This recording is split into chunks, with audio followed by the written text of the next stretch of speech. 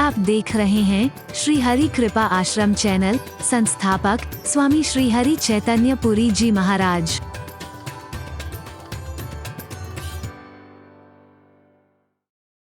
एक बहेलिया अपने घर से ले तीर कमान चला भाई। गांव में सुना था मैंने एक बार, बचपन में, बहुत छोटा था तो। हरि बोल। अभी भी छोटा ही हूं, शरीर की अवस्था बता रहा हूं। हरि बोल। चिड़ियों का वध करने के लिए जंगल में पहुंचा जाए। एक वृक्ष पर बैठे हुए दो पक्षियों को देखा भाई। था एक कबूतर था और एक कबूतरी, दोनों बैठे हुए हैं आनंद से। नीचे आया, कहने लगा इसको मारते हैं। उन्होंने देखा तो दुनिया की शरण में कहां भागते, प्रभु को याद किया है। ए परमात्मा, ये शिकारी हमें जान से मार देगा तो हमारी रक्षा करना। अभी कह ही रहे थे कि एक मुसीबत और आ गई, ऊपर से बाज झपट्टा मारने को आ गया उन्हें। हरि बोल। ऊपर से बाज झपट्टा मारने को तैयार है, नीचे से शिकारी तीर मारने को तैयार है। ना ऊपर उड़ते बन रहा है, ना आगे निकलते बन रहा है। कहां जाएं अब, तेरी शरण को छोड़कर तुम बिन हमारा कौन है। कहां जा सकते हैं। परमात्मा की शरण ली है, प्रार्थना की है उन्होंने, और परमात्मा की उस प्रार्थना ने एक रंग दिखाया है, बिल्कुल ऊपर आ गया है। और अब एक क्षण में भी या तो झपट्टा मार करके बाज इनको मार लेगा और या फिर तीर चल जाएगा। लेकिन अचानक कहीं बिल में से, उस पेड़ के नीचे जो था, उसमें से एक सर्प निकला। शिकारी तीर मारने को तैयार है, अचानक उसे डसा, उसका हाथ लहराया, तीर चला तो सही, लेकिन कबूतर और कबूतरी पर निशाना नहीं, उस बाज में जो झपट्टा मारने के लगा था उसको मार करके खत्म कर दिया। परमात्मा रक्षा करे। तू इधर ये शिकारी मरा, उधर वो बाज मरा, और कबूतर कबूतरी जो प्रभु से प्रार्थना करते उनकी रक्षा हो गई। तुम परमात्मा से प्रार्थना करो, तुम्हारी रक्षा नहीं होगी कभी, ऐसा हो नहीं सकता है। भरोसा तो हो पूरा है। हमारे भरोसे में कमी हो सकती है, हमारे विश्वास में कमी हो सकती है। इसलिए तुलसी कहते हैं किसका हृदय निवास बने, एक जगह पर नहीं और एक बात में नहीं और एक तरह से नहीं। जे ही सब भांति तुम्हार भरोसा, बोलो जे ही सब तुम्हार, किसी और पर भरोसा नहीं। लेकिन इसका तात्पर्य ये नहीं कि वो सबसे नफरत करेगा, सबसे द्वेष करेगा, सबसे घृणा, बस प्यार है तो भगवान से। नहीं नहीं नहीं, भगवान के नाते सबसे प्यार करेगा, भगवान के नाते सबका सम्मान करेगा, अपने इष्ट के नाते सबकी सेवा भी करेगा, नो प्रॉब्लम। जैसे मैंने कहा था कि एक महिला, भारतीय संस्कृति के अनुरूप जीवन जीने वाली महिला, खाली अपने पति के साथ ही नहीं रहना चाहती है, वो सोचती है कि परिवार के बड़े बुजुर्गों के साथ भी रहूं, बड़े बुजुर्गों की सेवा भी करती है, उनका ध्यान भी रखती है और उनकी सेवा भी। हरि बोल।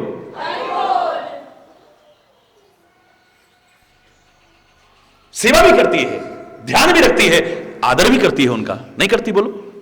घर के जो बड़े बुजुर्ग आते हैं उनकी सेवा भी करती है, उनका ध्यान भी रखती है और आदर भी करती है। अपने बच्चों की सेवा भी करती है और उनका ध्यान भी रखती है। घर में आने वाले मेहमानों की सेवा भी करती है, सम्मान भी करती है और उनका ध्यान भी रखती है। लेकिन अंदर से उसका ध्यान अपने पति पर होता है, और नहीं होता है तो होना चाहिए। क्यों?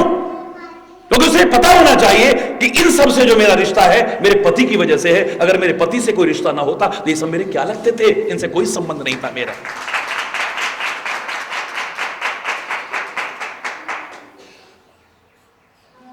इनसे क्या संबंध था मेरा? पति से रिश्ता ना जुड़ा होता तो सास ससुर मेरे क्या लगते थे? पति से संबंध ना होता तो जेठ जेठानी मेरे क्या लगते थे? देवर दुरानी मेरे क्या लगते थे? इस घर के बड़े बुजुर्ग मेरे क्या लगते हैं? इन बच्चों से भी रिश्ता जुड़ा होता मेरा, अगर मेरा पति से संबंध ना होता तो? इस घर के मेहमानों से मेरा संबंध होता, अगर अपने पति से संबंध ना होता तो? पति की वजह से ही सबसे रिश्ता है। लेकिन पति की सेवा करते हुए भी, पति का ध्यान रखते हुए भी, पति का सम्मान करते हुए फिर भी सबकी सेवा कर रही है, सबका आदर कर रही है, सबका ध्यान रख रही है। ऐसे ही जो सच्चा भक्त होता है वो अपने इष्ट का ध्यान रखता है, उसकी सेवा करता है, उसके अनुसार चलता है और उसी के नाते सबका सम्मान करता है, सबसे प्यार करता है, किसी का निरादर नहीं करता है। क्योंकि वो जानता है अगर मैं परमात्मा को प्रसन्न करना चाहता हूं, मेरा परमात्मा सबके अंदर निवास कर रहा है, अगर मैं किसी का दिल दुखाऊंगा मेरा प्रभु कभी प्रसन्न नहीं हो सकता है, मेरा वो प्रेमी कभी प्रसन्न नहीं हो सकता है। मेरे प्रभु को जो प्रिय है, मैं उनसे अगर द्वेष करूंगा तो प्रभु का प्रिय बन सकूंगा? एक व्यक्ति का किसी से बहुत प्यार है, बड़ी घनिष्ठ मित्रता है, लेकिन एक व्यक्ति से दुश्मनी है उसकी,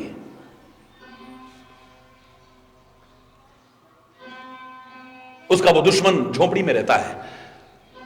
आज वो सोच करके चला है, मिट्टी का तेल हाथ में लेकर के, माचिस लेकर के, मशाल हाथ में लेके, कि दुश्मन की झोपड़ी को जला के खाक कर दूंगा मैं। बड़े ध्यान से सुनना, ये सोच करके जा रहा है कि आज दुश्मन की उस झोपड़ी को बिल्कुल खत्म कर दूंगा मैं, राख के ढेर में बदल दूंगा उसे। रात के अंधेरे का लाभ उठाते हुए चला जा रहा है। अचानक एक व्यक्ति मिला और वो कहने लगा, यार तुम जिससे इतना प्यार करते हो ना, जो तुम्हारा दोस्त है, आज तेरे दुश्मन की झोपड़ी में बैठा है।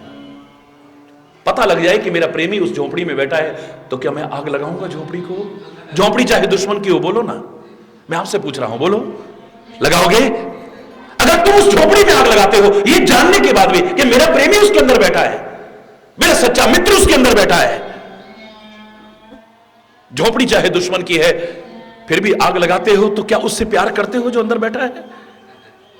ये झोपड़ियां भी तुम्हारी दुश्मन की हो सकता है हो, लेकिन इनके अंदर बैठा तो वही है जिससे तुम प्यार करते हो, जिसकी भक्ति करते हो। इसके बाद भी किसी को नुकसान पहुंचाते हो तो परमात्मा प्रसन्न हो पाएगा कभी? है? बोलो, मेरा सीधा सीधा प्रश्न है।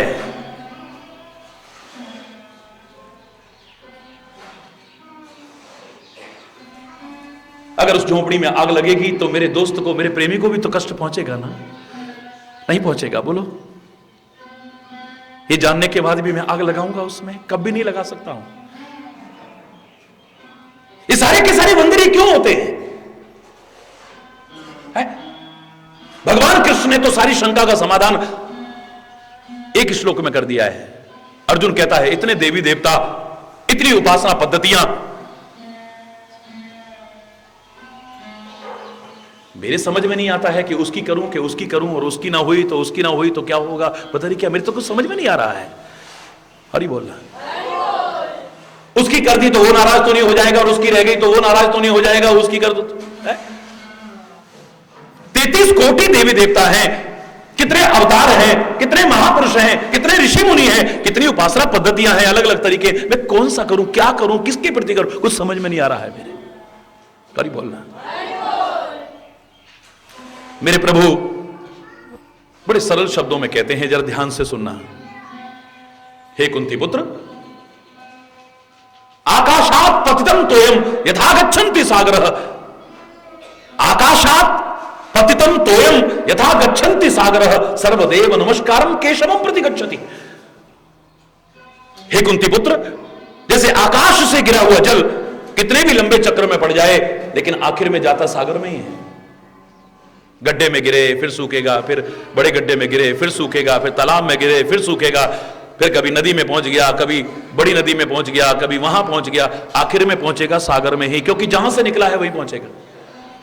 ये प्रकृति का एक क्रम है, सर्कल है, चक्र है। ये चक्र पूरा करना पड़ेगा। जहां से उद्गम हुआ है वहीं वापस आएगा, नहीं आएगा? बोलो।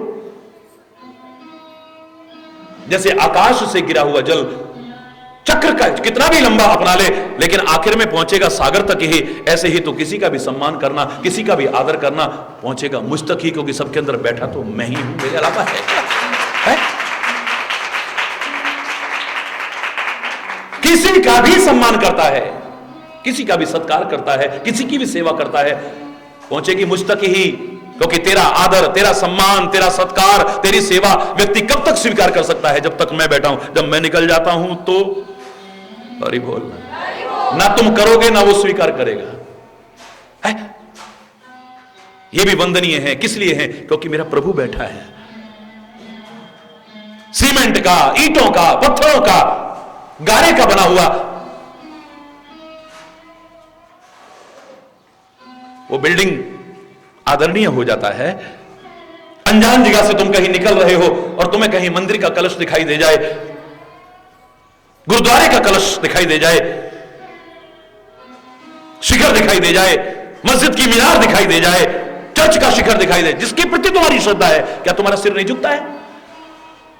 तुमने देखा नहीं अंदर जाकर के काहे की मूर्ति विराजमान है, कहां ठाकुर जी विराजमान है, कहां पर गुरु ग्रंथ साहब रखा हुआ है, कहां पर कुछ नहीं देखा आप।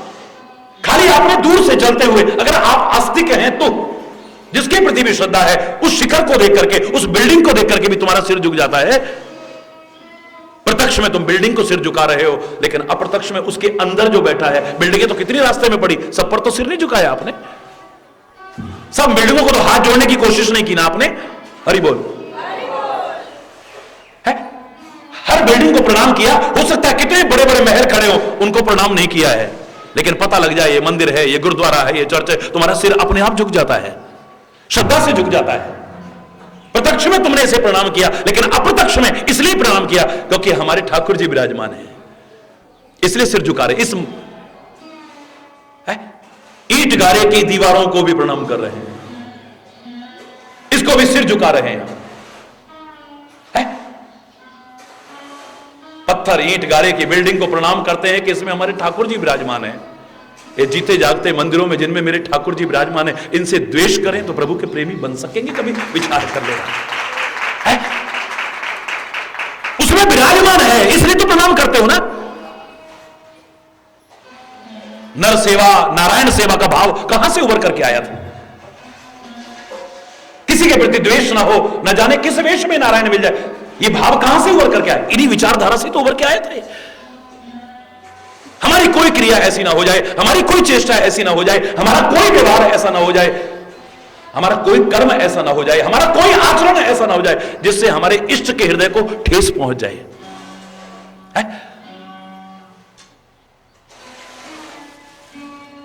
किसी के औलाद से तुम अगर दुश्मनी करोगे,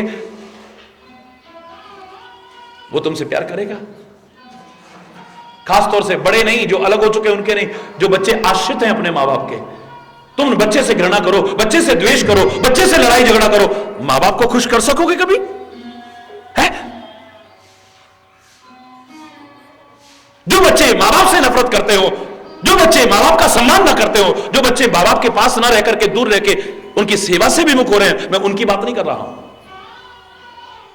माता पिता का भरोसा है जिन्हें, माता पिता की शरण है जिन्हें, माता पिता का साथ मिला है जिन्हें, माता पिता का प्यार मिला है जिन्हें, वात्सल्य मिला है जिन्हें, जो इस लायक अपना जीवन बना लेते हैं, अगर उनसे तुम घृणा करोगे, द्वेष करोगे, विरोध करोगे, क्या उनके मां बाप को खुश कर सकोगे कभी? बोलो। मेरे बच्चे को तूने ऐसा बोला। बच्चे हो सकता है जरा देर में भेदभाव भूल जाएंगे, फिर गली में खेलते मिल जाएंगे, लेकिन मां बाप दुश्मनियां मोल ले लेते हैं। कभी प्रेम नहीं हो सकता है वहां पर। जिन बच्चों की वजह से मां बाप दुश्मनियां मोल लेते हैं, बच्चे कोमल मन के हैं अभी, बच्चे मन के सच्चे, सारी जग की आंख के तारे, ये वो नन्हे फूल है जो भगवान को लगते प्यारे। ये खुद रूठे, खुद मन जाए, फिर हमजोली बन जाए, झगड़ा जिसके साथ करें अगले ही पल फिर बात करें। लेकिन उनके मां बाप, तूने हमारे बच्चे से ऐसा कहा, तूने हमारे बच्चे पर हाथ उठाया, जीवन भर की दुश्मनियां हो जाती हैं। एक सांसारिक मां बाप भी अपने औलाद से द्वेष करने वाले से, विरोध करने वाले से, लड़ने झगड़ने वाले से कभी प्यार नहीं कर सकते हैं, खुश नहीं हो सकते हैं। तो वो परमात्मा भी जो उसके भक्त, उसके प्रेमी हैं, उनके नन्हे बच्चे हैं, अगर उनसे कोई द्वेष करेगा तो उसके हृदय में कैसे मेरे परमात्मा रह सकते हैं? विचार करते। ऐसा जीवन तो बना हो, लेकिन अगली शर्त क्या है? राम भगत प्रिय लागई जेहि, राम भगत प्रिय लागई जेहि, तेहि उर बसहु सहित वैदेही, तेहि उर बसहु सहित वैदे। जैसे मीरा ने कहा था ना, क्या कहा था मीरा ने? मुझे कौन प्रिय है? या तो परमात्मा है, या फिर जैसे प्रभु को देख के खुश होती हूं मैं, मेरे तो गिरधर गोपाल दूसरो न कोई, जाके सिर मोर मुकुट मेरो पति सोई। असुवन सल जल सींच सींच प्रेम बेल बोई, अब तो बेल फैल गई आनंद फल होई। भगत देख राजी हुई जगत देख रोई, मेरे तो गिरधर गोपाल दूसरो। तेरा भक्त कोई मिल जाता है तो मन प्रसन्न होता है, थोड़ी देर प्रभु की चर्चा होगी, चलो ये भी भगवान का भक्त है, हम भी भगवान के, चलो इसी बहाने कम से कम चर्चा करेंगे थोड़ी देर। ये भी हमारे गुरु महाराज का शिष्य है, हम भी उन गुरु महाराज के शिष्य हैं, दोनों मिलेंगे तो कोई अच्छी चर्चा करेंगे बैठ करके। व्यर्थ चर्चा करने वालों की बात नहीं कर रहा हूं मैं, उनके तो मैं यही कहूंगा कि उन्हें तो शर्म आनी चाहिए अपने ऊपर कि दो पिक्चरों के शौकीन अगर मिले, फिल्मों के शौकीन मिले, कितनी बातें करते रहे लेकिन फिल्म की बात जरूर आ जाएगी, वो नई फिल्म आई है यार, वो उसमें ऐसा यार ऐसा, हरि बोल। दो फिल्मों के शौकीन मिलेंगे, कितनी भी बातें घूमती रहे, कहीं भी घूमती रहे, आखिर उनकी लौट के कहां आएगी? फिल्म पर। दो क्रिकेट के प्रेमी मिले और क्रिकेट की चर्चा ना हो सकता है ऐसा? दो उपन्यासों के प्रेमी मिले और उपन्यास की चर्चा ना हो सकता है ऐसा? दो निंदा चुगली वाले मिले और वहां पर निंदा चुगली ना हो सकता है ऐसा? लेकिन दो भक्त मिले और भक्ति की चर्चा ना हो, तो इससे बड़ी शर्म की बात क्या हो सकती है? भक्त जहां बैठेंगे तो भक्ति की चर्चा होगी। मीरा कहती है भगत देख राजी हुई, मेरा मन खुश हो जाता है, कोई भक्त आया है, चलो इतनी देर भगवान की बातें होंगी, मेरा समय सार्थक होगा। लेकिन जगत देख रोई, जो संसार की बातें करने वाला कोई सांसारिक तुच्छ प्राणी आता है तो मेरा दिल रोता है, क्यों आया होगा मेरे पास, ये मेरा समय बर्बाद करेगा, इसको तो इधर उधर की बातें करनी है। सोच लेना, अगर ऐसे हो तो तुम प्रभु प्रेमी हो? जहां बैठते हो तुम्हारी क्या चर्चाएं होती हैं, सोचो जरा, किसके बारे में चर्चाएं होती हैं, सोचो जरा।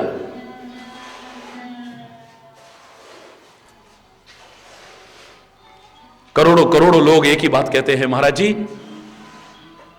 हमें तो कोई ऐसा मिल जाए ना, जब आपकी चर्चा चलती है तो फिर कुछ करने को मन नहीं करता है, मन करता है सारा जीवन इसी के पास ही बैठे। करोड़ों करोड़ों लोग है,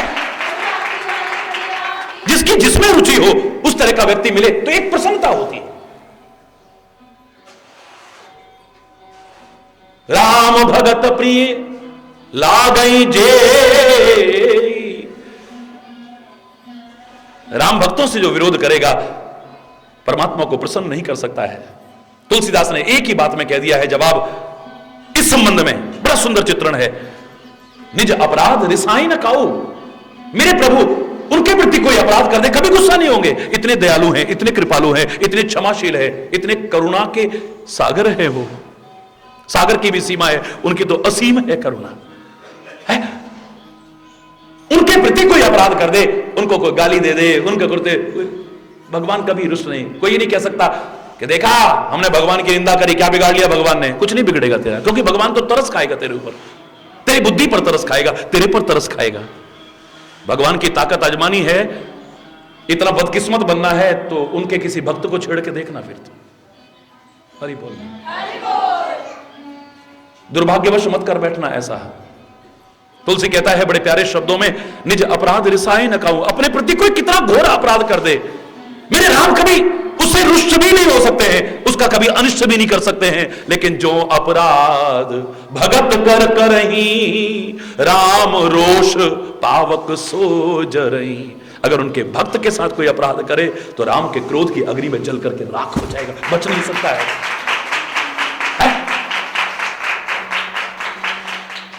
परमात्मा के भक्त के साथ ऐसा करके, और इसका स्पष्ट उदाहरण है पुराण का, वो उदाहरण इससे बड़ा उदाहरण नहीं मिलेगा कि दुर्वासा ऋषि कितने महान हैं, मामूली नहीं है दुर्वासा ऋषि भी। लेकिन दूसरी ओर अम्बरीश राजा है, दुर्वासा को अपना बल है लेकिन अम्बरीश को प्रभु का बल है। हरि बोल। दुर्वासा गुस्से में आकर के अपनी ताकत का प्रदर्शन करता है, लेकिन उस पर कभी भी संकट आए तो प्रभु की शरण के अलावा और कहीं जाने की कोशिश ही नहीं करता है। एकादशी का व्रत किया करता था वो अम्बरीश राजा, आज द्वादशी है, व्रत का पारण करना है, और मैं जब तक किसी को कुछ ग्रहण न करा दूं तक मैं अपना व्रत पूरा नहीं करता हूं। कोई आ जाता तो कितना अच्छा होता।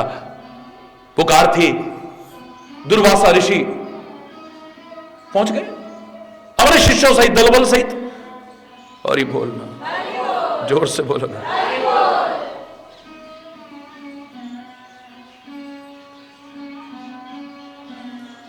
चरणों में प्रणाम किया महाराजा अम्बरीश ने। कल्याणमस्तु आशीर्वाद मिला।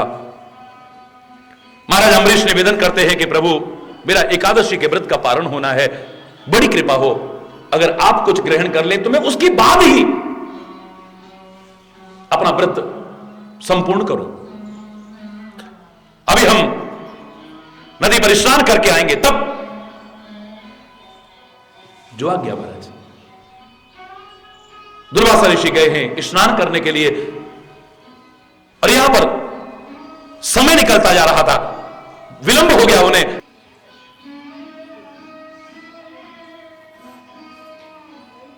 महाराज, आप चाहे तुलसी जल ही जरा सा ले लो, जरा सा ले लो, समय निकल रहा है, मुहूर्त निकल रहा है, आप अन्न वगैरह बाद में ग्रहण कीजिएगा, जब उनको भोजन करा लें। महाराज, ये हमारी प्रार्थना है। नहीं नहीं नहीं, जब तक दुर्वासा ऋषि नहीं आते तब तक नहीं। तुम जानते नहीं हो उसके बाद। महाराज, हमारी आपसे प्रार्थना है।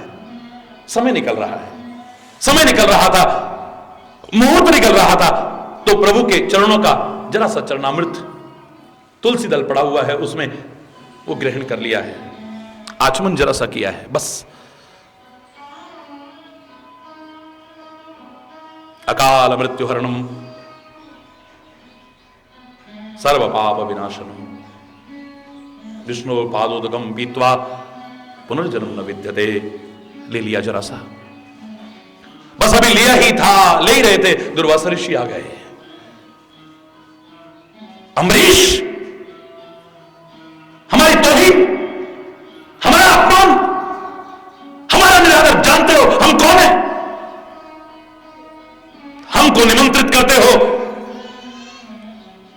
और हमारे आने से पहले ही क्या ग्रहण कर रहे हो तुम? महाराज, क्षमा करें, अपराध। कुल पुरोहित ने ऐसा कहा था, तो मैंने जरा सा चरणामृत एक बूंद लिया है, बस। लिया तो है ना? हमारे कुछ ग्रहण करने से पहले यह हमारा अपमान। एक जटा उखाड़ी, कृत्या नाम की राक्षसी प्रकट हुई, आदेश देते हैं कि जाओ मारो इसको, अम्बरीश को। हमारा अपमान करता है, इसका मजा चखाता हूं इसे। कृत्या राक्षसी महाराजा अम्बरीश को मारने के लिए दौड़ती है। उधर से भगवान का सिंहासन डोल पड़ता है, चक्र छूटता है, कृत्या को खत्म करता है।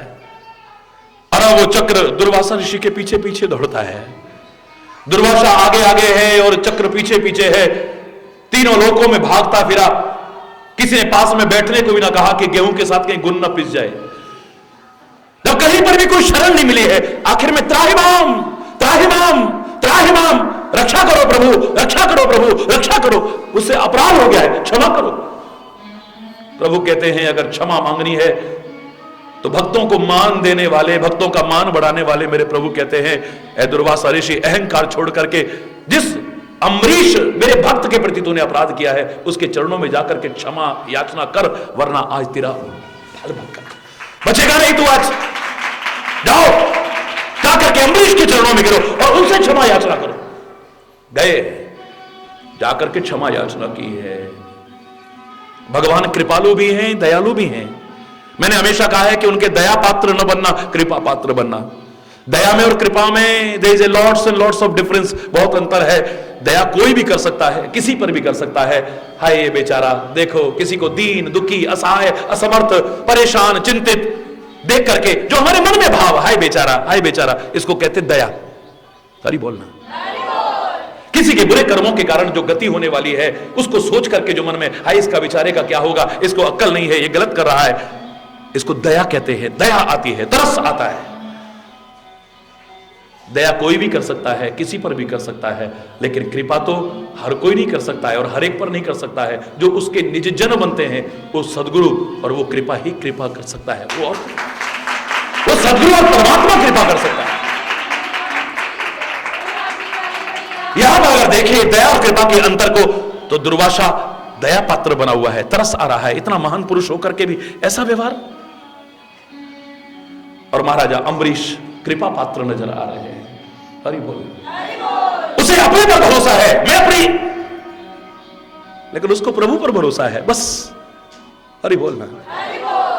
हिरण्यकश्यप को अपनी ताकत पर भरोसा है, अपने साधनों पर भरोसा है, पर मेरे प्रहलाद को उस पर भरोसा है। हरि बोलना।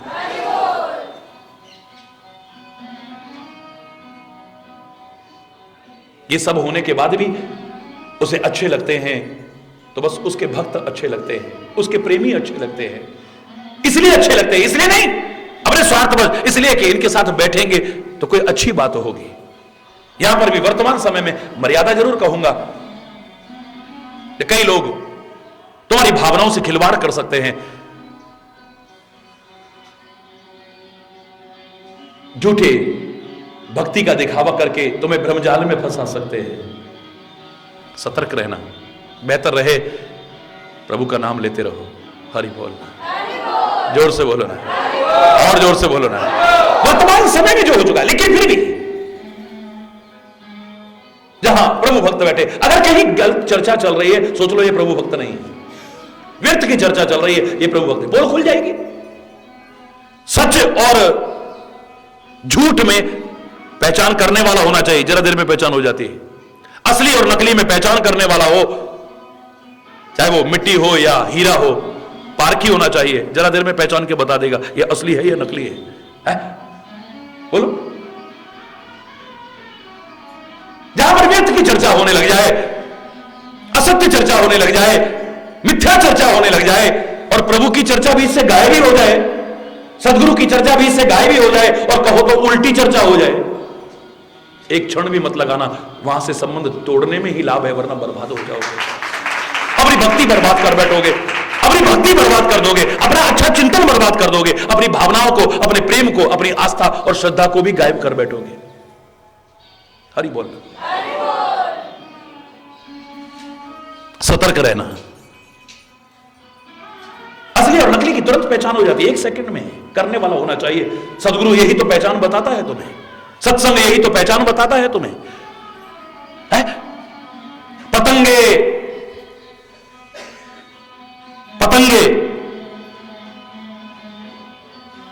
परवाने कहते हैं जिन्हें, कई बड़े सुंदर सुंदर बन के आ गए और नकली, और पतंगों की टोली में आकर के बैठ गए। पतंगे जो होते हैं, परवाने जिन्हें कहते हैं, जो क्षमा पर जान भी कुर्बान कर देते हैं, दीपक की लौ पर अपनी जान कुर्बान कर देते हैं, उनकी बात कर रहा हूं। नकली, दिखावटी, लेकिन बड़े चमक धमक वाले आकर के बैठ गए वहां पे। जो बुजुर्ग बैठा था, समझदार बैठा था, अनुभवी बैठा था, बोले यार ये कुछ नकली लग रहे हैं, कुछ ऊपर से तो बड़े अच्छे लग रहे हैं, लेकिन ये लगते नहीं हैं हमारी जाति के, बिरादरी के। ये गलत लोगों का साथ करना ठीक नहीं है, इनको हटा देना यहां से ठीक रहेगा। जरा हरि बोलना। सारे बोले कि पहचान कैसे होगी? दिवाली का दिन था, संयोग से। बुजुर्ग बोला उसमें क्या परेशानी है, ये जितने लग रहे हैं ना ज्यादा ही नाटक कर रहे हैं, कुछ भक्ति और प्यार का ज्यादा ही दिखावा कर रहे हैं, इनकी अभी पहचान करा लेते हैं, अभी पहचान कराते हैं। भाई तुम इधर आओ। अब मुखिया के सामने क्या करें? हाँ जी बोलिए, तुम भी आओ, तुम भी आओ, तुम भी आओ, तुम भी आओ, तुम भी आओ। अभी तक तो कह रहे थे हाँ हम तो पतंगे हैं, तुम्हारी तरह जान कुर्बान करने को तैयार रहते हैं, ये हर। अच्छा भाई इधर आओ, इधर आओ, इधर तुम भी आओ। ए तुम उधर जो बैठे हो तुम भी आओ इधर। जी मुखिया जी, ऐसा करो, देख कर क्या हो कि दीपावली के दीपक जलने शुरू हो गए कि नहीं? लोगों ने दिवाली शुरू कर दी है कि नहीं? जो आ गया वो गए, घूम घाम के फिर वापिस आ गए। वो क्या ने कहा, कहो दिवाली शुरू हो गई, और कितनी सुंदर दिवाली, क्या दिए जल रहे हैं, आए कितनी जगमग हो रही है। बोले पकड़ो ये नकली हैं, पहचान हो गई। अगर ये सच्चे पतंगे होते, ये वापस आकर के कहते, ये तो वहीं जल करके खाक हो जाते, उन दियों पर अपना जीवन लुटा देते। किसी ने गलत नहीं कहा था, प्रभु जी आपके गुण गाने वाले और होते हैं, तुम्हारे नाम पे मिट जाने वाले और होते हैं। प्रभु जी आपके गुण गाने वाले और होते हैं, तुम्हारे नाम पे मिट जाने वाले और पिला दे प्रेम का प्याला, बना दे अपना मतवाला, पर वो साकी और होते हैं, वो प्याले और होते हैं, तुम्हारे नाम पर मिट जाने वाले और होते हैं। भक्त बहुत रे पर भक्ति करने वाला कोई कोई। हरि बोल, जोर से बोलो ना। बहुत देखे, माला घुमाते देखे, घंटी बजाते देखे, टीका लगाते देखे, पर हरि बोल, जोर से बोलो ना, और जोर से बोलो ना। भक्त जहां बैठेंगे भक्ति के अलावा कोई चर्चा नहीं होगी, बस यही पहचान है। भक्त की दूसरी पहचान नहीं है कोई। उसको कुछ अच्छा लगेगा नहीं, उसके अलावा कोई चर्चा करे उठ जाएगा वहां से। काटिए तासु जीव जो बसाई, कान मूंद नत चलिए पराई। व्यर्थ की चर्चा हो रही हो, उसकी जीव को काटो, चाकू तलवार से नहीं, छुरे ब्लेड से नहीं, अपनी बातों से। क्या बकवास कर रहे हो, इसके लिए आए हो तुम? छोड़ो इन बातों में क्या रखा है। अरे भगवान का भजन करो, क्या उनकी बातों को काटो। और नहीं काटने की सामर्थ्य है तो कोई बात नहीं है, कम से कम कान मूंद करके वहां से चल दो। अपने आप को पाप और अपराध के भागीदार मत बनाओ। भक्त की पहचान है। जैसे दो क्रिकेट प्रेमी बैठेंगे तो क्रिकेट की चर्चा जरूर होगी, नहीं रह सकती। दो उपन्यास प्रेमी बैठेंगे, उपन्यास की चर्चा होगी। दो फिल्मों के शौकीन बैठेंगे, फिल्म की चर्चा जरूर होगी। ऐसे ही दो भक्त बैठे और भक्ति की चर्चा ना हो। हरि बोल रहे, जोर से बोल रहे, और जोर से बोल रहे। उसको निमंत्रण देने की भी आवश्यकता नहीं है, कार्ड छपाने की जरूरत नहीं है कि आओ भाई आओ, यहां पर वो कीर्तन हो रहा है, आओ भैया। हमें तो बुलायो ना है, ना बुलायो भैया, को ब्याह थोड़ी है वो, कीर्तन है। अगर तेरा प्यार होगा तू रह ही नहीं सकता है, तू तो अपने आप नंगे पैर दौड़ दौड़ करके आएगा। हमें तो बुलाया ही नहीं जी, रामायण हो रही थी, हमें कीर्तन। अरे घर में हो ठीक है, लेकिन जहां भक्ति की चर्चा हो रही हो, निमंत्रण कार्ड की जरूरत पड़ेगी क्या? रह ही नहीं सकते हैं। अभी यहां पर कोई फिल्मों के शौकीन, उन्हें पता लग जाए कि फलाना हीरो आ रहा है और उनका पसंदीदा हीरो है, इनविटेशन कार्ड आएगा तुम्हारे पास, बल्कि पुलिस के डंडे भी खाने को तैयार हो जाओगे। हरि बोलना, धक्का मुक्की में डंडे भी खाने तैयार हो जाओगे। अभी कोई बड़ा नेता आ जाए जो तुम्हारी निगाह में बड़ा है, जबरदस्ती आगे जाके फोटो खिंचाने के चक्कर में पुलिस धक्के भी मारे तब भी खा लोगे। इनविटेशन कार्ड की जरूरत पड़ेगी तुम्हें? हरि बोलना। भक्त को पता लग जाए कि कोई भक्त है, कोई सच्चा संत है, जहां पर भक्ति की चर्चा, उसे कोई निमंत्रण कार्ड की आवश्यकता नहीं, वो तो नंगे पैर दौड़ करके भी जाएगा वहां। दूसरे तत्व भी होते हैं जिनको अच्छा नहीं लगता है कि भक्त लोग भी भक्ति की बातें क्यों कर रहे हैं, सत्संग की बातें क्यों हो रही है, उनको अच्छा नहीं लगता है। और तुम भी बड़े भगत बन रहे हो, क्या बात है, तुम भी गए काम थे, बड़े चक्रों में पड़े हो तुम भी भाई, कहां मिले? हरि बोलना। वतन के लिए शहीद होने में क्या मिलता है तो शहीद जानते हैं, तू क्या जानेगा।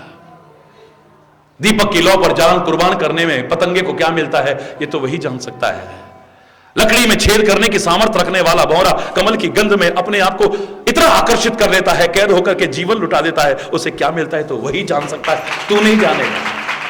सत्संग में क्या मिलता है, संतों और गुरुओं के पास में या भक्तों के पास बैठ करके क्या मिलता है, ये जो जाता है वही जानता है, दूसरा नहीं जान सकता है। तुलसीदास आए ब्रजभूमि में, जहां बैठे वहीं पर भक्तों की टोली इकट्ठी हो जाती थी। कोई अनाउंसमेंट नहीं होता था, कोई पर्चे नहीं छपते थे, कोई पोस्टर नहीं लगते थे, उस जमाने की बात। पता लगा है तुलसी जैसा महान एक भक्त आया हुआ है, प्रभु प्रेमी आया है, भागो भागो। जिनका प्यार था वो सब दौड़ दौड़ के इकट्ठे हो जाते थे। घूमते घूमते वृंदावन पहुंचे हैं तुलसीदास जी महाराज। ये ऐतिहासिक घटना है। तो कहते हैं बहुत सारे भक्त पहुंच गए, यहां तक कि सूरदास भी पहुंच गए दर्शन करने के लिए। और दर्शन कैसे होते हैं ये दर्शन करने वाला जानता है। द्वारकाधीश में भीड़ हो रही है, दर्शन खुलने वाले हैं और सूरदास भी उस लाइन में लगा है। मैंने कहा बाबा तू तो अंधो है, तू दर्शन करवे काय को आयो है, कहा मिलेगा है, काय को धक्का मुक्की खा रहा हो भैया है? घर में बैठ ठाकुर जी को नाम ले या धक्का मुक्की में काय को आ रहा है? कहा मिलेगा या में? और वैसे भी तू अंधो है तो कुछ दिखेगा तो है ना? बोले मैं ही तो नहीं देख सकता ना, वो तो देख सकता है, उसकी दृष्टि में मैं आ जाऊं, बस यही तो चाहता हूं, वो मेरे को देख ले, मेरे जीवन का उद्धार हो जाए। मैं तो नहीं देख सकता लेकिन वो तो देख सकता, वो तो अंधा नहीं है ना, उसकी दृष्टि पड़ गई तो मेरे जीवन का उद्धार हो जाएगा। सूरदास जी पहुंच गए, बहुत सारे भक्त पहुंच गए, टोली इकट्ठी हो गई है और भक्त जहां इकट्ठे होंगे और कोई चर्चा नहीं हो सकती है। संकीर्तन, प्रभु चर्चा, इसके अलावा और कुछ नहीं चल रहा है। आनंद आ रहा है पर कुछ लोगों को अच्छा नहीं लगता है। कुछ शैतानी तत्व भी थे उस वृंदावन में, जो कहीं भी कीर्तन हो, कहीं सत्संग हो तो उसमें विघ्न डालने की कोशिश करते थे। उन शरारती तत्वों ने क्या करा, एक बिंजार था वहां, सांड जिसको कहते हैं, वहां पे वृंदावन में जो पागल था, जिससे लोग डरते थे, बच करके चलते थे, वो किसी को भी मार देता था, गिरा देता था, उसको मारा डंडा, उस पर पानी फेंका और भगा दिया उधर जहां तुलसीदास, सूरदास और भक्त लोग बैठ करके प्रभु चर्चा कर रहे थे। वो पागल बिंजार को आते देखा, उस पागल सांड को आते देखा, जितने ब्रजवासी थे सारे उठ के भाग गए। हरि बोल। यहां तक कि सूरदास भी उठ के भाग गया। ऐतिहासिक घटना है, ध्यान से सुनना जरा, बुद्धि को भ्रमित मत करना, अभी पूरा ध्यान से सुनना, अधूरा मत सुनना। सूरदास भी उठ करके भाग गया, लेकिन तुलसी बैठा हुआ है, बड़े प्रेम से आंखें बंद थी, कीर्तन करता रहा जैसे पूर्ववत चल रहा था। लोग आवाज लगा रहे हैं, सूरदास अरे तुलसी आ जाओ इधर, तुलसी इधर आ जाओ, ये मार देगा, ये बहुत पागल सांड है। अरे बोलना, तुलसी नहीं उठा, बैठा रहा। श्री राम जय राम जय जय राम, श्री राम जय राम जय जय राम, श्री राम जय राम चलता रहा। ज्यादा से ज्यादा बस माम अभिरक्षय रघुकुल नायक, धरत भर चाप रुचिर कर सहायक। हे सुंदर धनुष्वाणधारी मेरी रक्षा करो, त्राहि माम त्राहि माम त्राहि माम। बैठा रहा, वहां से हिला नहीं है। अद्भुत चमत्कार हुआ। वो पागल सांड जो शरारती तत्वों के द्वारा उधर भगाया हुआ था, जो किसी को भी बख्शता नहीं था, छोड़ता नहीं था, वो तुलसीदास के चरणों में आकर के नमन करके वापस लौट जाता है उस ओर जहां वो शरारती तत्व खड़े हुए थे। लोगों में श्रद्धा उमड़ी, ये कोई सामान्य व्यक्ति नहीं है, बड़ा महापुरुष है, चलो नमन करो इनके चरणों में और क्षमा याचना करो। आपका कीर्तन छोड़ के, आपका सत्संग छोड़ के हम यहां से चले गए, महाराज ये अपराध हुआ। सारे चरणों में आके प्रणाम करते हैं, अपराध की क्षमा याचना करते हैं। हरि बोल, जोर से बोल रहे हैं, क्षमा याचना करते हैं। तुलसी कहता कोई बात नहीं भैया, कोई बात नहीं, आप लोगों को अपनी जान प्यारी है, आप जानते थे कि ये मार देगा इसलिए यहां से चले गए, इसमें कोई बुरी बात नहीं है, ठीक है, कोई बात नहीं। क्योंकि मेरे प्रभु तो निवास किसके, जिन्हीं राम तुम प्राण प्यारे, तिनके मन शुभ सदन तुम्हारे। लेकिन मूर्खता भी नहीं है जानबूझ के अपने जीवन को गंवाना, ये भी कोई समझदारी नहीं, मूर्खता भी नहीं करनी है। हरि बोल। मैं तुमसे कोई रुष्ट नहीं हूं, मैं कोई नाराज नहीं हूं कि तुम यहां से उठ करके भाग गए, मेरा अपमान हो गया, मेरा तिरस्कार हो गया, बिल्कुल भी नाराज नहीं हूं। नहीं महाराज, गलती तो हमसे हुई है। तुलसी कहता है आप लोग चले गए, इतना बुरा नहीं लगा, लेकिन ये सूरदास चला गया, क्या इसको भगवान पर भरोसा नहीं था? क्या इसको भगवान पर भरोसा नहीं था? हे सूरदास जी महाराज, अपराध क्षमा चाहते हुए, आप भी एक महान पुरुष हैं, एक परम भक्त हैं, प्रभु प्रेमी हैं, मैं आपसे पूछता हूं क्या आपको कन्हैया पर भरोसा नहीं था कि वो तुम्हारी रक्षा करेगा? तुम यहां से उठ करके क्यों गए? मुझे बड़ा विचित्र सा लगा है। सूरदास की बात सुनो क्या कहता है। सूरदास कहता है हे तुलसी, तेरे राम धनुष्वाणधारी भी है,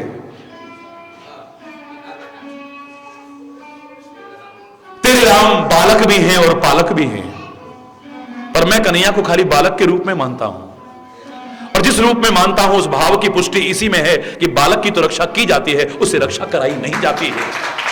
मेरी रक्षा करते करते अगर मेरे कन्हैया को कुछ, मेरे लाला को कुछ रह जाता तो भावना की चरम सीमा है। अब तो सूरदास के चरणों में तुलसीदास झुक गए। अरे बोल मेरे इस उदाहरण को सुनाने का भाव क्या हो सकता है? ये भावना का चित्र है। यहां पर भक्त इकट्ठे हो और भक्ति की चर्चा ना हो तो हरि बोलना। अगर व्यर्थ चर्चा हो रही है तो मामला गड़बड़ है। सांसारिक चर्चा करने वाले तुम्हें प्रिय लगते हैं तो गड़बड़ है। गुण तुम्हार समुझई निज दोषा, बोलो गुण तुम्हार समुझई निज दोषा, जेहि सब भांति तुम्हार भरोसा, जेहि सब भांति तुम्हार। राम भगत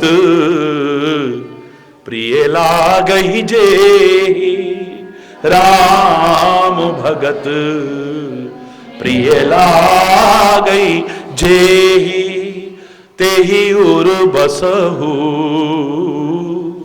सहित वैदेही, तेहि उर बसहु सहित वैदेही। मन तृप्त नहीं हो रहा है, वाणी तृप्त नहीं हो रही है, चिंतन भी तृप्त नहीं हो रहा है। मन करता है और चर्चा करे और चर्चा करे, लेकिन समय की मर्यादा है। इस 11वें प्रभु के निवास को कोई गलत शब्द अगर निकला हो उसके लिए क्षमा चाहते हुए समय अभाव के कारण यहां विराम देना पड़ रहा है।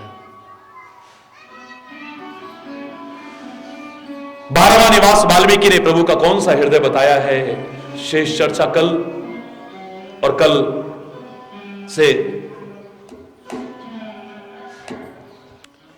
कल नवरात्रि की, चैत्र नवरात्रि का जो क्रम भी प्रारंभ होगा उसमें नव संवत्सर।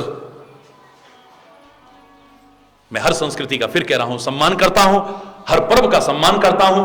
365 दिन मुझे कम लगेंगे लोगों को शुभकामना देने के लिए, मैं बहाना ढूंढता हूं, लेकिन अपने देश की संस्कृति, अपने देश की मर्यादाएं, अपने देश के पर्व और उत्सवों को छोड़ने की कीमत पर नहीं। हमारे देश का एक महान पर्व है, हम भारतीयों के लिए एक पुनीत पर्व है नव संवत्सर, नव वर्ष। आप सबको, सारे भारतवासियों को और संपूर्ण विश्व के अप्रवासी भारतीय जो इस संस्कृति के प्रति लगाव रखते हैं, इस महान पर्व की बहुत बहुत हार्दिक शुभकामनाएं और बधाई आपको अर्पित करता हूं।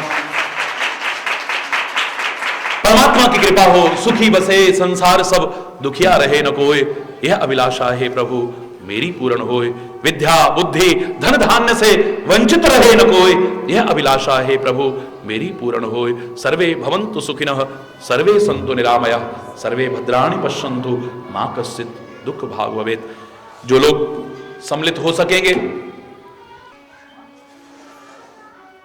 धर्म के अधर्म का, अधर्म का प्राणियों में विश्व का गौ माता के, भारत माता के, गंगा माता के, संत समाज के, भारत की देवियों के, भक्त समाज के,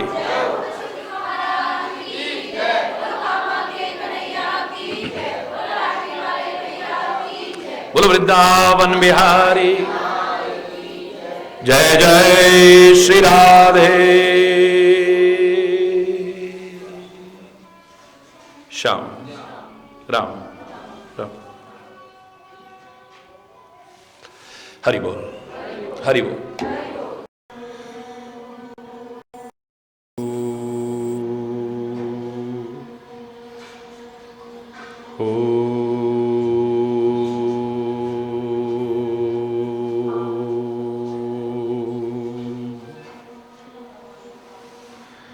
असतो मा सद्गमय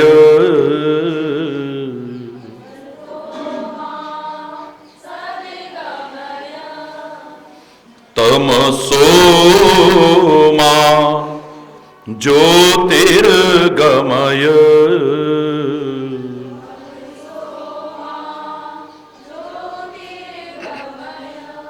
मृत्योर्मा अमृतं गमय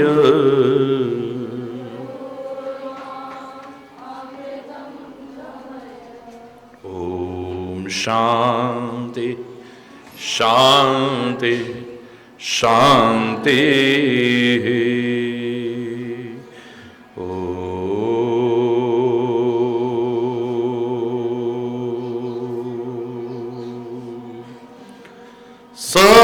सहनावतु सहनो भुनक्तु सह वीर्यं करवावहै तेजस्विनावधीतमस्तु मा विद्विषावहै ओम शांति शांति शांति ओ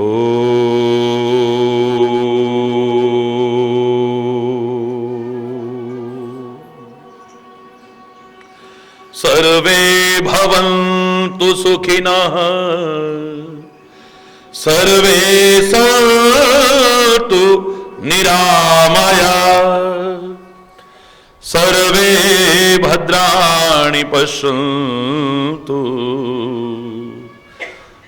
मा कश्चित् दुःखभाग् भवेत् मा कश्चित् दुःखभाग् भवेत् ओम शांति शांति शांति ओ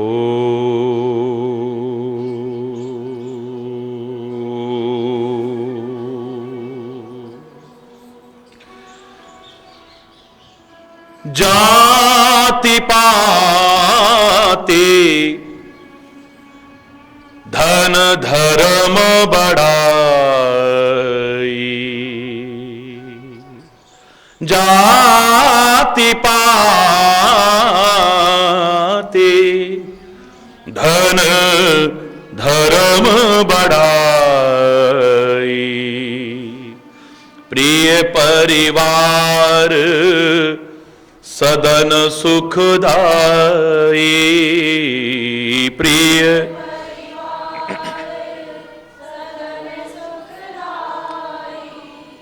प्रिय परिवार सदन सुखदाई प्रिय परिवार सब तजी तुम ही रही उरलाई सब तजी तुम ही रही लिवलाई ते के हृदय रहो रघुराई ते के हृदय ते के हृदय रहो रघुराई ते के हृदय रहो रघुराई।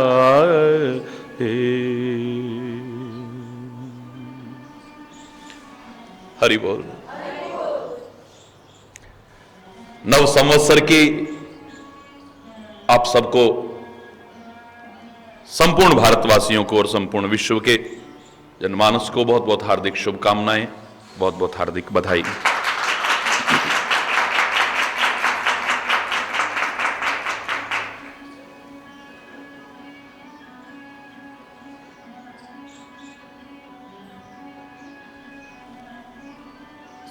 भारतीय संस्कृति में बहुत महत्वपूर्ण स्थान रखता है ये नव संवत्सर का मांगलिक दिन। ब्रह्मा जी ने सृष्टि प्रारंभ की, महत्व रखता है। भगवान श्री राम अयोध्या के राजा बने, आज के दिन हमारे हृदय के सम्राट भी बन जाएं, हमारे हृदय में निवास कर लें, हमारे हृदय सिंहासन पर बैठ जाएं, महत्वपूर्ण स्थान रखता है।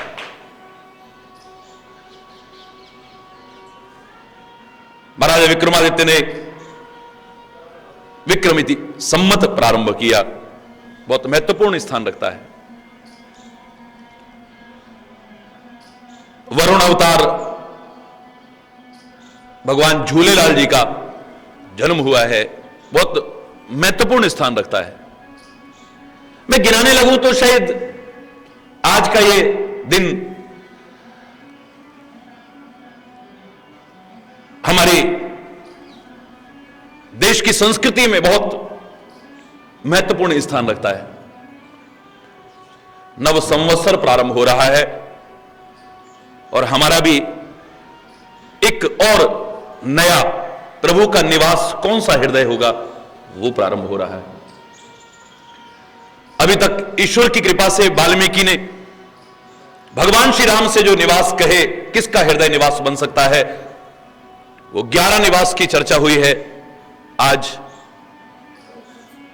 जो संकीर्णताएं हैं, जो मतभेद हैं, जो वैर विरोध हैं, जो राग द्वेष हैं, जो कमियां हैं, जो बुराइयां हैं, जो अंधविश्वास हैं, जो रूढ़िवादिताएं हैं, उनसे बाहर आ तो 12वां सुंदर सदन तेरा निवास हृदय बन सकता है।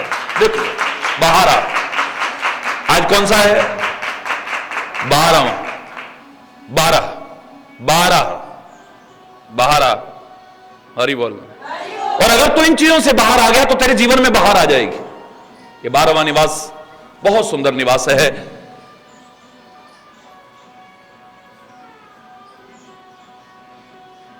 जिन चीजों से हम अभी बाहर नहीं निकल पा रहे हैं वही चीजों का वर्णन है इसमें।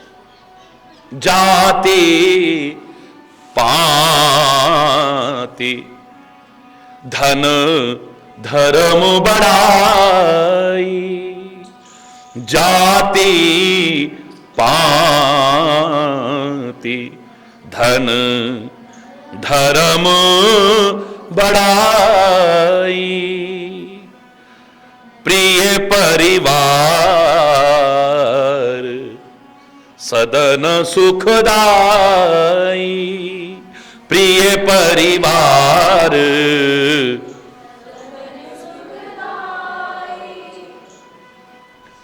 जाति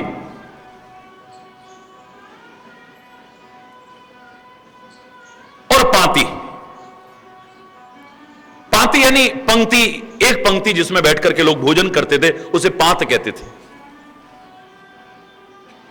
ये हमारी बिरादरी का है, यही बैठ सकता है इसमें।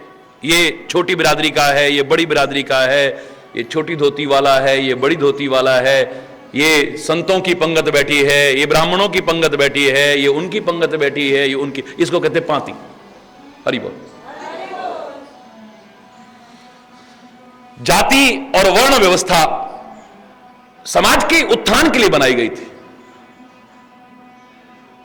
समाज की व्यवस्था को सुचारू रूप से चलाने के लिए बनाई गई थी, न कि अहंकार के लिए, न कि अहंकार में आकर के अपने आप को बड़ा और दूसरे को छोटा है और हीन समझ करके तिरस्कार करने के लिए। हरि बोल। इसलिए नहीं बनाई गई थी। ये जो अहंकार आ जाता है, अभिमान आ जाता है, वो चाहे किसी भी चीज का क्यों ना हो, भगवान हमसे दूर हो जाता है। भगवान जब दूर हो जाएगा, हृदय तो निवास बनना बहुत दूर की बात है? चाहे वो जाति का अभिमान हो, चाहे पाति का अभिमान हो, चाहे धन का अभिमान हो, चाहे पद का अभिमान हो, चाहे ताकत का अभिमान हो, चाहे तपस्या का अभिमान हो, चाहे ज्ञान का अभिमान हो, चाहे रूप का अभिमान हो, किसी भी चीज का अभिमान क्यों ना हो, भगवान को दूर कर देता है। हरि बोल।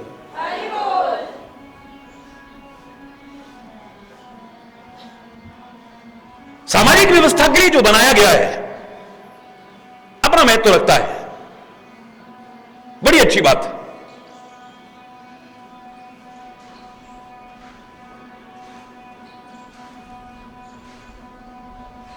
लेकिन परमात्मा की शरण में आने के लिए जाति का महत्व, हरि बोलना, वहां पर कबीर भी भक्त बना है, रैदास भी भक्त बना है, वहां पर मीरा भी भक्त बनी है, वहां पर सूर भी भक्त बना है, वहां तुलसी भी भक्त बना है, वहां पीपा भी भक्त बना है, वो वैश्या ने भी भक्ति की है, अजामिल पापी का भी उद्धार हुआ है। परमात्मा की शरण में आने के लिए किसी जाति पाति या अन्य चीज का महत्व हो, यह हरगिज भी स्वीकार नहीं किया जा सकता। रामायण में तो चौपाई नहीं, हरि बोल, रामायण में चौपाई नहीं है, लेकिन एक आम तौर से जन सामान्य में प्रचलित थी। मैं सुना करता था बचपन में, जात पात पूछे नहीं कोई, हरि को भजे सो हरि का कोई। परमात्मा के लिए कोई जाति पाति का महत्व नहीं। शबरी ने कहा था, अधम ते अधम, अधम अति नारी, तीन महों में मतिमंद गमारी। हे परमात्मा, मैं आपकी भक्ति क्या कर सकती थी? मैं तो नीच जाति की, नीच कुल की, और फिर उसमें ऐसे और अपवित्र ये वो फलाना फलाना, मैं आपके साथ संबंध कैसे जोड़ूं? श्री राम ने क्या कहा कि मैं किस चीज को महत्व देता हूं? हे ताती भामिनी, हे मेरी मानहूं एक भगति कर नाता। मेरा दुनिया में किसी से अगर रिश्ता है तो एक ही रिश्ता है, वो है भक्ति का। मेरा अगर किसी से कोई संबंध है तो प्रेम का संबंध है। यूं तो सारी सृष्टि मेरी उत्पन्न की हुई है, सब मेरी संतानें हैं, लेकिन अगर मेरे साथ कोई संबंध की बात करे तो यह नहीं हो सकता है कि ब्राह्मण ही संबंध बना सकता है, क्षत्रिय ही संबंध बना सकता है, वैश्य ही संबंध बना सकता है, शूद्र ही संबंध बना सकता है, वो बना सकता है और वो नहीं बना सकता है। नहीं, जिसकी भक्ति है मुझे सर्वाधिक प्रिय वही है संसार में, दूसरा नहीं।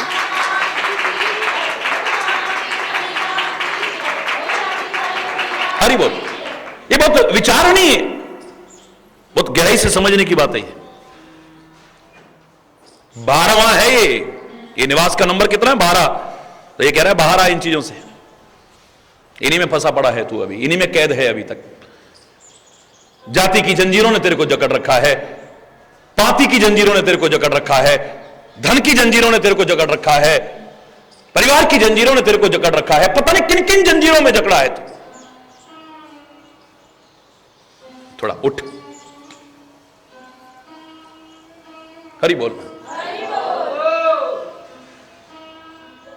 भगतिहीन, श्री राम इतने पर नहीं कहते, आगे फिर उसे स्पष्ट करके सुनाते हैं।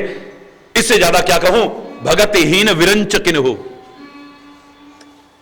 एक साधारण ब्राह्मण तो क्या, साक्षात ब्रह्मा भी क्यों ना हो, लेकिन अगर वो मेरी भक्ति नहीं करता है तो सब प्राणी न सम प्रिय मोसो, सबके समान तो प्रिय हो सकता है, विशेष प्रिय नहीं हो सकता है। भगतिहीन, इसी रामायण के शब्द, भगतिहीन विरंच किन हो, सब प्राणिन सम प्रिय मोसो, सबके समान तो प्रिय है, विशेष प्रिय नहीं है। और यदि भक्ति करता है, मुझसे प्यार करता है, तो भगतिहीन भगतिवंत अति नीचहु प्राणी, मोहि प्राण प्रिय असमम बानी। मैं वचन दे रहा हूं, अगर भक्ति कर रहा है, मुझसे प्यार कर रहा है, मेरे प्रति भावना रखता है, तो भगतिवंत अति नीच हो प्राणी, जिसे दुनिया नीच नहीं अत्यंत नीच समझती है, मुझे वो प्राणों के समान प्रिय है। आओ, मेरा दर खुला है, खुला ही रहेगा तुम्हारे लिए। कोई संकोच मत करो। सामाजिक व्यवस्था में इन सब का अपना महत्व है, और जहां तक है वहीं तक है, अभिमान करने के लिए नहीं। हरि बोल। अभिमान करने के लिए नहीं, व्यवस्था बनाने के लिए। ये वर्ण बनाए गए थे, ये ब्राह्मण है, ये क्षत्रिय है, ये वैश्य है, ये शूद्र है। जन्म के पूर्व में तुम्हारी क्या जाति थी, बताओ ना मुझे। ऐ जीव, जन्म से पूर्व तेरी क्या जाति थी, और मृत्यु के बाद तेरी क्या जाति रहेगी। और जन्म के समय भी लगा ले, कल तू पैदा हो गया। भगवान कृष्ण कहते जन्म ना जायते शूद्र, जन्म से हर व्यक्ति शूद्र है। यहां शूद्र जातिवाचक नहीं है, अपवित्रता का द्योतक शब्द है। शूद्र अपवित्र नहीं है, लेकिन पर्यायवाची के रूप में शूद्र माने अपवित्र भी होता है। यहां किसी जाति को अपवित्र नहीं कहा है। हरि बोल। ये तो मैंने स्पष्ट किया था कि हमारे पुराण ये मानते हैं कि ब्राह्मण मुख से उत्पन्न हुआ है भगवान के शरीर से, बाहु से क्षत्रिय पैदा हुआ है, अधोभाग से वैश्य पैदा हुआ है और चरणों से शूद्र। क्या शूद्र को अपवित्र माना जो पैरों से पैदा हुआ? भगवान के चरण अपवित्र है क्या? है भगवान के चरण अपवित्र है क्या? इसका जवाब तो एक ही लाइन में दे सकता हूं कि उन्हीं चरणों से निकली गंगा स्वयं पवित्र है और औरों को पवित्र करने लायक हो सकती है। तो हीन भावना मत लाओ, उन चरणों से निकला शूद्र अपवित्र कैसे हो सकता है? विचार करो। इसका जवाब मैं एक ही शब्द में दे सकता हूं, बस। भारतीय संस्कृति ने किसी को छोटा और बड़ा नहीं समझा है। एक सामाजिक व्यवस्था बनाने के लिए यह क्रम लाया गया और उसमें भी जन्म से नहीं कहा था। कृष्ण कहते हैं जन्मना जायते शूद्र, जन्म से तो हर व्यक्ति शूद्र है। कितने भी उच्च पवित्र कुल में कोई उत्पन्न हो, कोई शुद्धता का जो विचार करता होगा उसके घर का पानी पिएगा उतने दिन तक? बोलो बोलो। किसी के घर में बच्चा पैदा हुआ तो जो शौच का विचार करते हैं उसके घर में पानी पिएंगे वो? बोलो ना। बहुत उच्च पवित्र कुल में पैदा हुआ है लेकिन उसके पैदा होते ही अपवित्रता आ गई घर में। तेरे पैदा होते ही अपवित्रता आ गई है।